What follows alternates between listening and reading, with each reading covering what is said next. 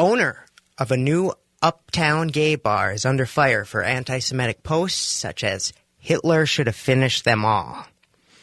So Cheers, it's a new Minneapolis gay bar planned for the old Rudolph's barbecue spot. So, okay, is that where it is? Yeah, on Lyndale and Franklin. And they launched a GoFundMe page to buy the building. They wanted $2 million to buy the place. They said, and have it preserved for the LGBTQ community in time for the grand opening during Pride weekend. There's really no gay bars in that area. No, there's not. That's why all of Uptown's kind of missing one. Yeah. They were giving away big awards to donors. $10,000 would get you free beer, free growler refills, and even a plaque on an LGBT Hall of Fame. The campaign, though, has been removed. Cheers is registered under Red Star Group, a Minneapolis company renting the Rudolphs from the previous owners, and the owner, Emad Abed. For the past few days, various Facebook users have been posting screenshots from posts on his personal page, and some of them are pretty disturbing. Is this Facebook, Twitter? This is Facebook posts. So some of them read, "Do you know Israel and its blank people must be eliminated from existence?" He calls Jewish people a cancer and that they were effing criminals and Hitler should have finished them all. Now, there's tons of these posts, actually. I've seen a collection of about 20 screenshots of similar comments. And when people were prying about these, he wrote, "I'm in business to make money. You and your community can kiss my blank, and none of you evil people commenting on this post are allowed in my bar. Go have a drink in hell because you're all going to be there when you exit this earth." Sounds like quite a savvy businessman. So he insists he's not an anti-Semite and that the whole thing was started because he wanted to raise funds to buy the building. He does have disagreements with Israel, he said, but all he is doing is reporting the facts.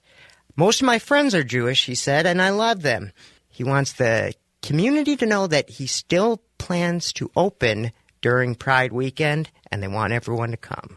There's been quite a backlash about this. In fact, there's an organized protest on Friday, June 21st at 5 p.m. outside the old Rudolph's and the potential Cheers spot. They're demonstrating in the revolutionary spirit of Stonewall and the good old-fashioned sidewalk picket and whimsy camp. But apparently this is a Facebook event, and anyone who has hit attending, the bar has blacklisted. So they're writing names, and hundreds of people have already been blacklisted from this Cheers gay bar. But the concern of these comments is the prejudice of gay Jewish people, because there's additional challenges that religious homosexual people face, because they're often publicly condemned by people of faith in their community.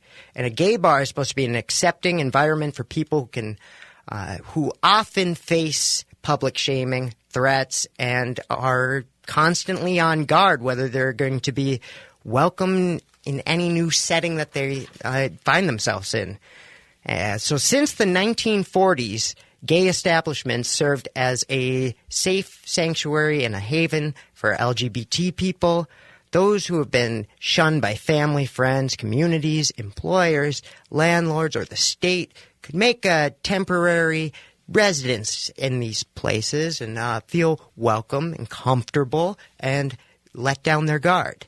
These gay bars historically have had real risks of raids and harassment and exploitation, but it didn't deter queer people from patronizing the places. They're great for forming communities. So gay establishments have always been a political statement. Their mere existence is an act of defiance. The most well-known example is the Stonewall Inn in 1969 and the police raid that the New York City gay bar, the Stonewall. It helped spark a massive social and political gay mobilization.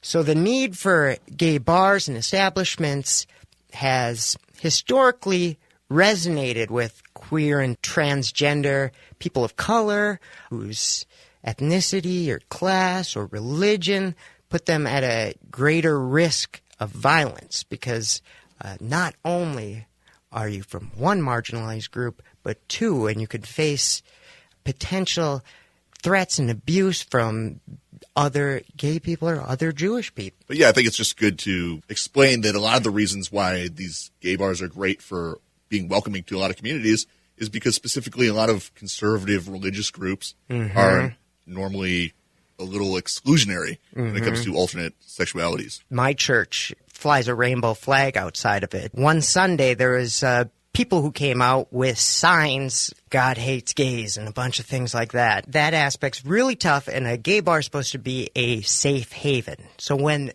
a owner of a gay bar hates a group of people so publicly and so, like, violently. Over the top. It almost seems comedic to the degree that he's saying, you know, we should send all Jews to the moon. No matter how this rally goes against the business, there's no way this goes well. Because anyone with this amount of self-awareness cannot run a functional restaurant. Yeah. I mean, and that's a big location. I mean, it's very public, Rudolph's. It's going to be a landmark location. So